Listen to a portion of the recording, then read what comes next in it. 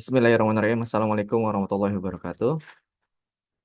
Terima kasih teman-teman udah pada join di uji coba modul Armor. Saya share screen. Sudah muncul?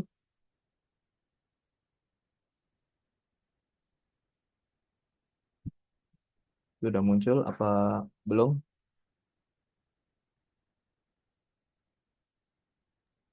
Udah, Kak. Oke deh. Langsung ke paling depan. Baik, bismillah. Eh, Berikut adalah tampilan modul Armor-nya. Armor itu sendiri adalah singkatan dari Augmented Reality Molecular Docking. Nah, ini modul yang saya kembangkan. Jangan tanya saya gimana bisa menggambar cover seperti ini. Karena saya menggunakan teknologi AI, Artificial Intelligence. Jadi, minta tolong AI untuk menggambar covernya. Tapi kalau desain artwork-nya, tulisannya saya. Cuma desain doang sih ini tulisan. Oke, kita masuk ke artwork. Jadi, modul ini ditujukan untuk pembelajaran dasar bioinformatika. Dan juga aplikasinya dalam desain obat baru. Nah, ini ada petunjuk penggunaannya. Jadi, di e-modul ini terdapat beberapa fitur yang membantu teman-teman untuk belajar. Yang pertama ada Keep Going Literate, di mana fitur ini mendorong teman-teman untuk membaca isi materi ataupun informasi-informasi tambahan ada di modul ini. Kemudian ada Hunting Time. Nah, di sini teman-teman didorong untuk menganalisis apa yang udah dipelajari atau apa yang udah dibaca di Keep Going Literate. Jadi, misalkan di setiap subbab nanti ada hunting time-nya yang bisa diisi. Kemudian ada Digital Let's Try It, di mana teman-teman diarahkan untuk mencoba materi yang sudah dibaca atau yang sudah dipelajari. Mencoba sendiri, misalkan untuk didorong untuk mengeksplor suatu database.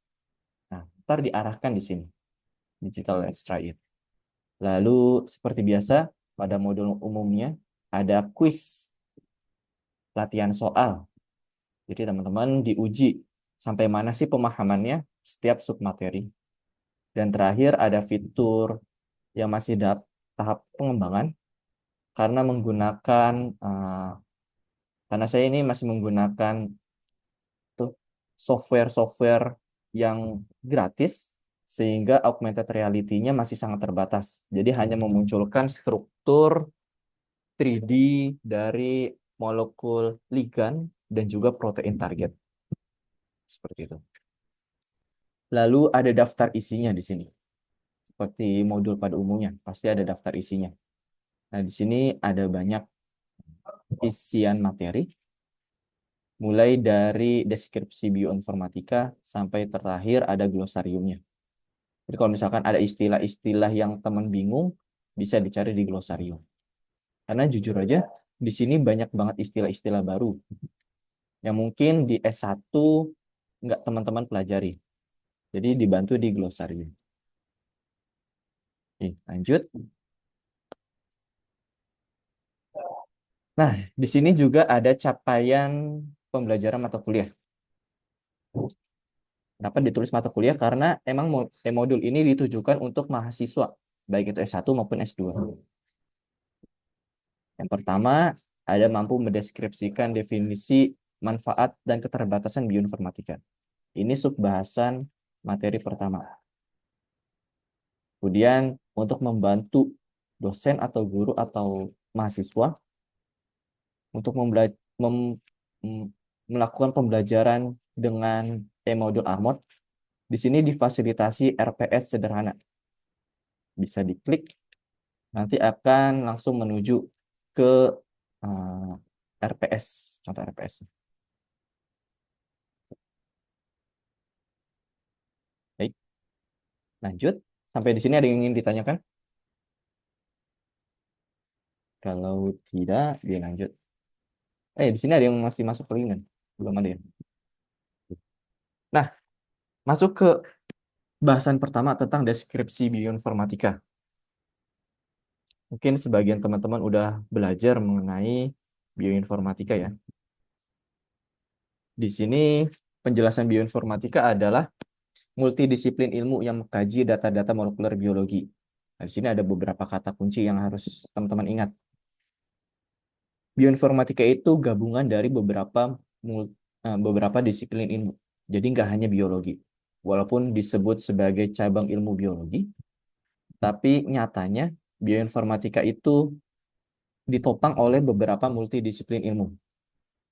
4 diantaranya yaitu matematika, ilmu komputasi, biologi, dan statistika. Nah, biologi berperan sebagai data yang dianalisisnya. Tapi proses menganalisisnya biasanya dibantu oleh disiplin ilmu matematika, komputasi, dan juga statistika.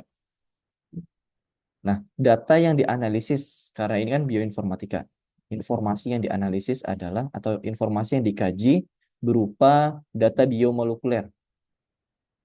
Berbeda dengan biologi komputasi, yang datanya lebih luas yang dikaji.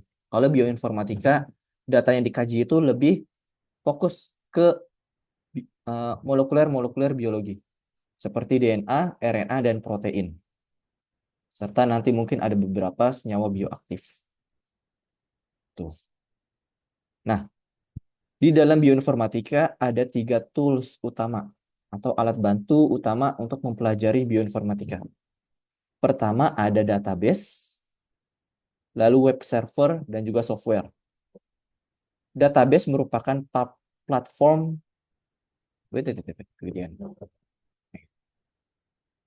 platform atau wadah yang berisi kumpulan besar data, khususnya data biomolekuler. Kemudian kalau web server adalah website online yang berfungsi menganalisis data dari database. Gitu. Biasanya web server ini terhubung langsung ke suatu database. Contohnya, misalkan nanti ada database Swiss Adme, dia terhubung dengan PubChem, atau database Stitch terhubung dengan RCSB PDB. Tuh.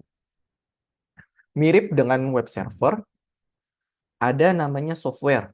Software merupakan program komputer yang berfungsi untuk menganalisis data biomolekuler secara offline menggunakan algoritma komputer. Tuh. Kalau tadi web server itu secara online dalam website, kalau software ini offline. Jadi kita perlu mendownload software tersebut, mendownload dan menginstal. Keuntungan dari software adalah dia bisa menganalisis data dalam jumlah besar tanpa tergantung pada jaringan internet. Kalau misalnya data besar, analisisnya lama, bisa berjam-jam atau berhari-hari. Nah, kalau misalkan menggunakan web server, tiba-tiba internetnya low atau putus jaringan, maka proses analisis akan dari awal kembali. Software ini dapat mengantisipasi hal tersebut.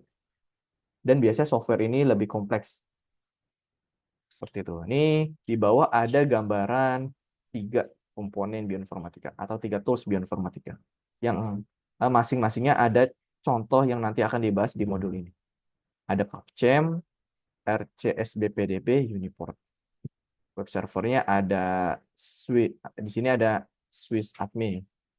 SIB itu terdiri dari beberapa web server. Lalu ada PAS Online. Lipinski Rules of Five ini kita terhubung dengan Swiss Admin. Lalu ada software, ada Pyrex dan juga PyMail. Nah, teman-teman kalau ingin mengkaji lebih dalam, bisa di-scan ataupun diklik bagian ini untuk langsung terhubung ke artikel mengenai dasar-dasar bioinformatika. Wah, langsung muncul ya datanya, suruh bayar. Nah, ini ada artikel-artikel rujukan yang bisa teman-teman kaji atau baca.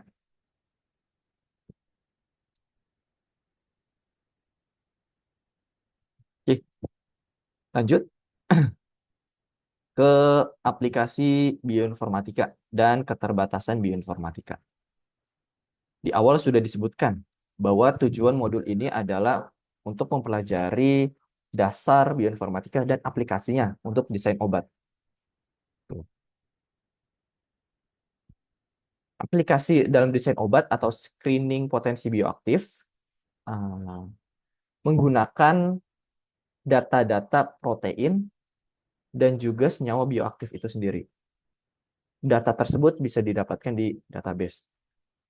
Kalau misalkan uh, aplikasi lain, contohnya itu uh, pada kajian evolusi atau konservasi.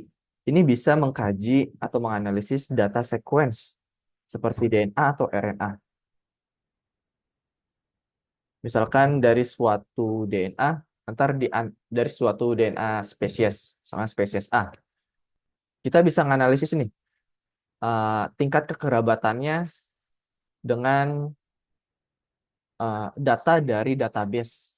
Kalau database-nya itu ada uh, tuh Bank Gen, itu bisa di merupakan aplikasi dari bioinformatika.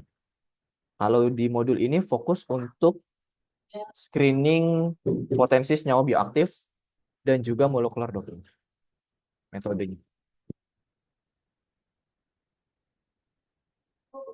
Lalu uh, bioinformatika itu sendiri masih memiliki keterbatasan. Yang pertama adalah dia bergantung pada data yang terarsipkan di database. Jadi kalau misalkan ada suatu uh, tumbuhan yang belum diteliti oleh suatu peneliti, misalkan tumbuhan A, dia belum dikaji oleh peneliti di dunia, sehingga data di database itu nggak ada. Nah, ini akan sulit dikaji di bioinformatika. Perlu ada lab basah dulu untuk nantinya datanya diarsipkan di database, baru bisa dikaji. Jadi sangat bergantung dari perkembangan data di database. Kemudian, bioinformatika itu sendiri juga tergantung pada web server atau software yang sudah tersedia. Kalau web server yang tersedia itu gratis, biasanya fitur-fiturnya nggak lengkap. Kalau berbayar, kita harus membayar suatu lisensi. Ini salah satu keterbatasannya. Kemudian juga bioinformatika hanya bisa membuktikan secara teoritis suatu penelitian. Misalkan kita meneliti potensi senyawa bioaktif dari buah rambutan. Nah, kita hanya membuktikan secara teori nih. Misalkan rambutan ini memiliki potensi sebagai antioksidan karena memiliki zat A. Itu hanya mengkaji secara teoritis saja, berdasarkan kesamaan struktur atau kesamaan sifat kimiawinya. Jadi masih membutuhkan penelitian lebih lanjut melalui lab basah. Walau demikian, bioinformatika ini bisa dilakukan sebagai penelitian awal atau penelitian akhir untuk membuktikan suatu hasil dari penelitian lab basah di lab sesungguhnya. Oke, sampai di sini ada yang ingin ditanyakan tentang deskripsi bioinformatika, aplikasi dan keterbatasannya?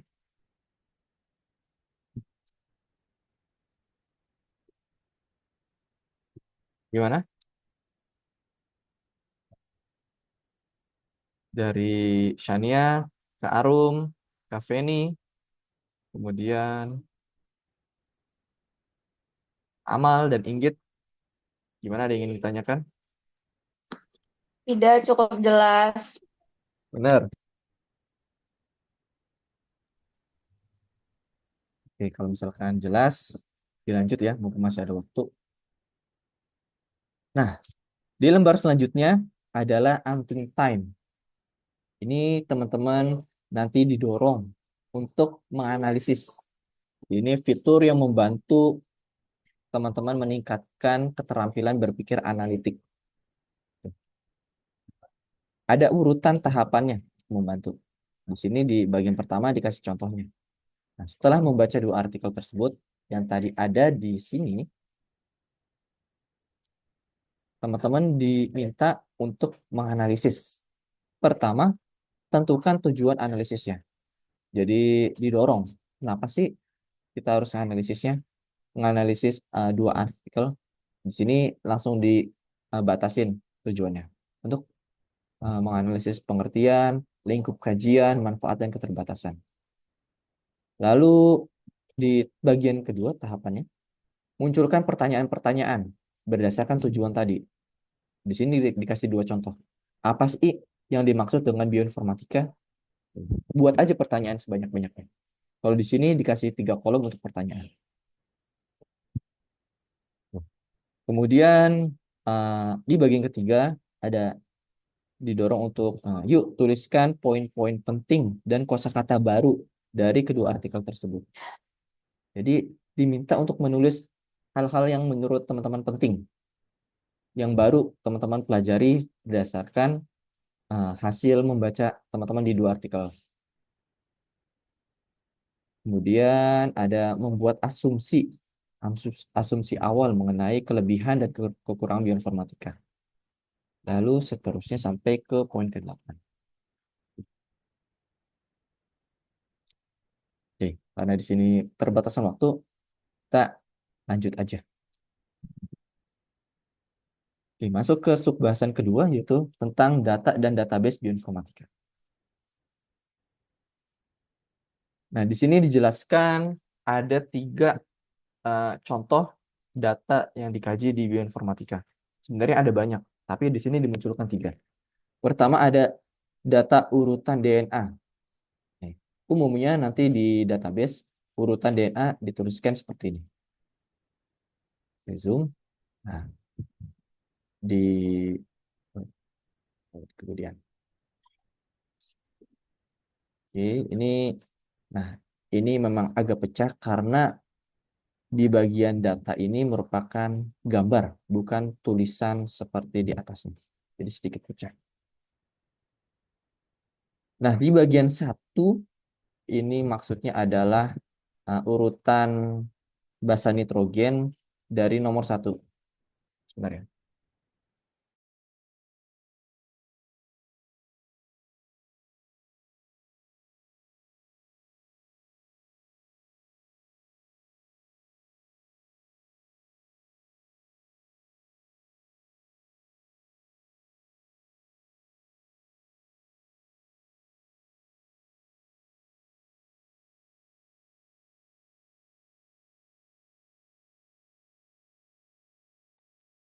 Baik, ini contoh dari data DNA.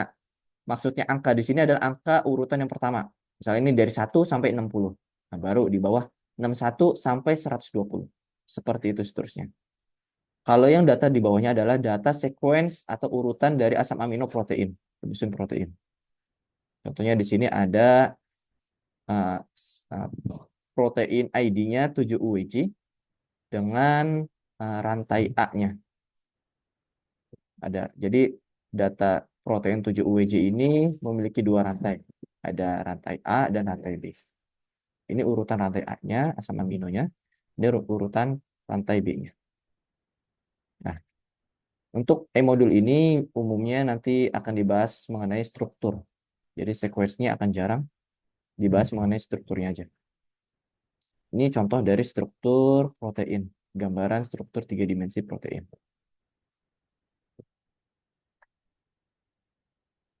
Nah, perkembangan bioinformatika terkini nggak cuma mengkaji 3 data di atas, tetapi sudah kompleks ke omics.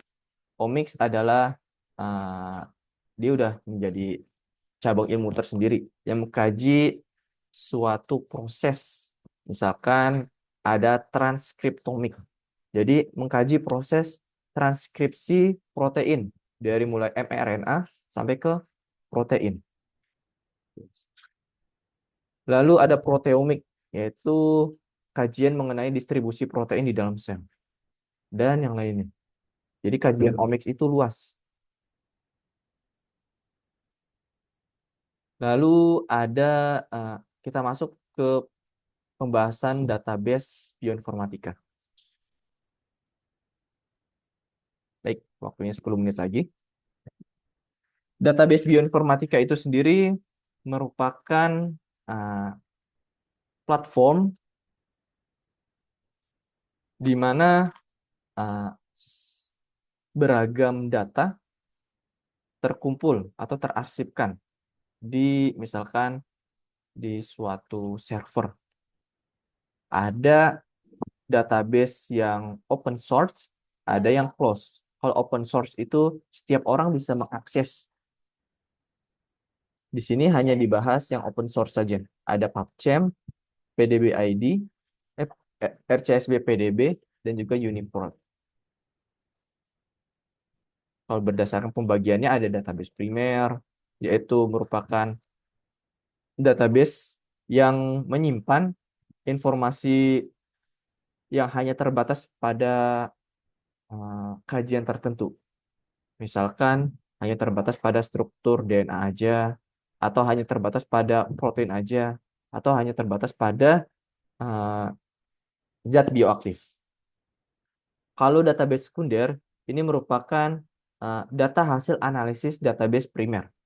Jadi database yang sederhana yang primer itu dianalisis dan hasil analisisnya juga diarsipkan. Contohnya ini ada KEGG, Kyoto Encyclopedia of Genes and Genomics, lalu ada SCOP, Structural Classification of Protein. Dan terakhir ada database komposit. Jadi ini database gabungan dari beberapa kajian. Misalkan dari mulai DNA ada, RNA ada, protein ada. Database komposit. Bahkan hasil data-data dari database sekunder juga ada di database komposit ini.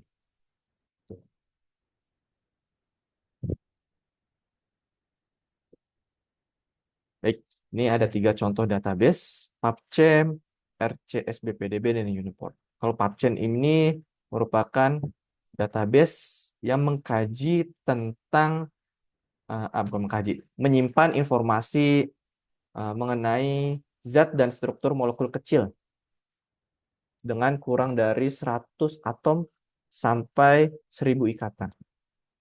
Nah, ini dikelola oleh NCBI. Jadi dia masih terintegrasi dengan NCBI. Kemudian ada PDB, RCSB PDB, yang menyimpan informasi tentang protein, khususnya struktur protein dan informasi umum dari protein tersebut. Kalau Uniprot, dia mirip dengan RCSB PDB, menyimpan data tentang protein, tetapi dia membahas atau menyimpan informasi fungsi biologis dari protein tersebut.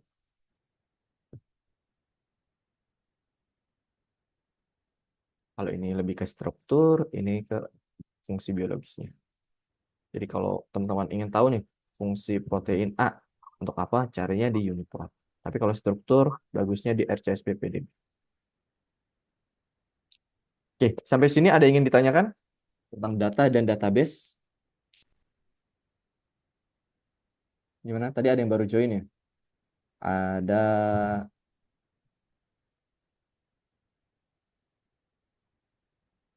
mana tadi? Ya ada Jul ya?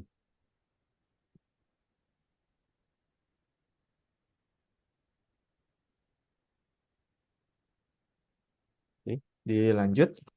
Waktunya 6 menit lagi.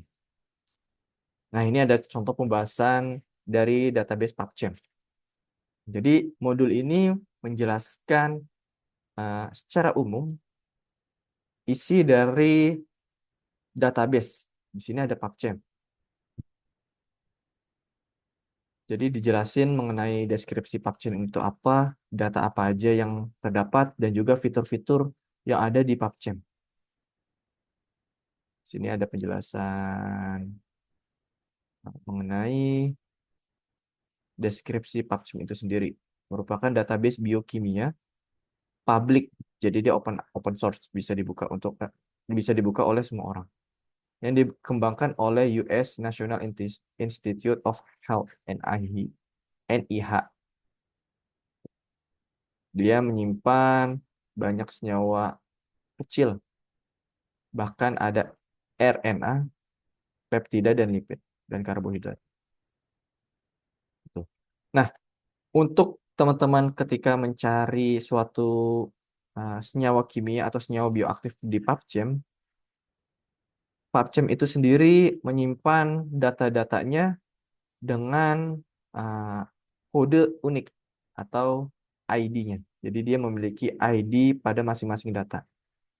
Misalkan senyawa bioaktif dari manggis, ada alpha mangostin. Nah, alpha mangostin ini ada beberapa data di PubChem. Misalkan cabangnya berbeda, alpha mangostin dengan cabang A, alpha mangostin dengan cabang B. Nah, masing-masing data tersebut memiliki ID tersendiri. Jadi ketika teman-teman baca di artikel ada suatu senyawa dengan ID ini, contohnya. Nah, ketika ID ini di-copy, dicari di PubChem, maka akan langsung spesifik ke data tersebut. Bisa langsung muncul. Tetapi kalau teman-teman nulis nama suatu senyawa, yang dimunculkan adalah beberapa data. Ada pilihan data. Tetapi biasanya ada base match. Jadi data yang paling mirip. Ini contoh gambar dari struktur 3D senyawa kurkumin yang ada di PubChem. Ini senyawa apa tuh? Gambar dua dimensinya. Data struktur ini bisa digunakan untuk uh, screening potensi bioaktif dengan metode molecular docking.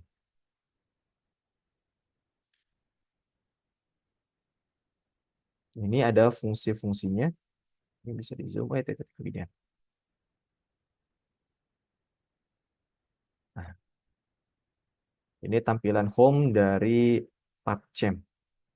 Ada di bagian atasnya, ada about, doc, submit, kontak. Nah, ini dijelasin di sini. Nah, kemudian teman-teman diajak untuk menjelajahi database tersebut. Dan di sini ada video untuk membantu teman-teman menjelajah dari uh, PubChem itu sendiri. Sudah diupload di YouTube. Tampilan seperti ini. Memang nggak ada, kalau di sini di Zoom nggak ada suaranya. Nanti bisa teman-teman lihat secara lengkapnya. Nah, ada penjelasannya. Oke, ini contoh aja.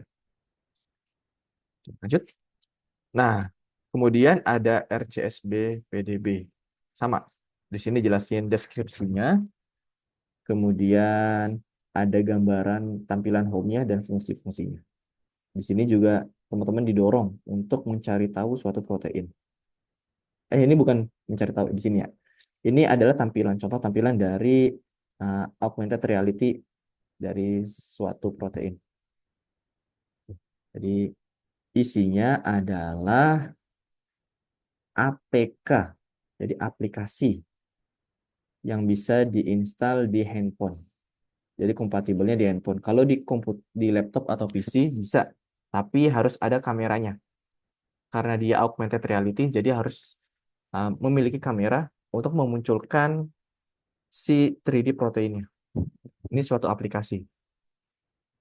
Jadi di modul ini ada dua aplikasi untuk menampilkan augmented reality dari protein dan juga ligand. Oke, ada yang ingin ditanyakan? 1 menit lagi. Kalau tidak, saya cukupkan. Nanti ada Zoom lanjutan yang mungkin akan dikirimkan di grup. Oke, kurang lebih yang mohon maaf.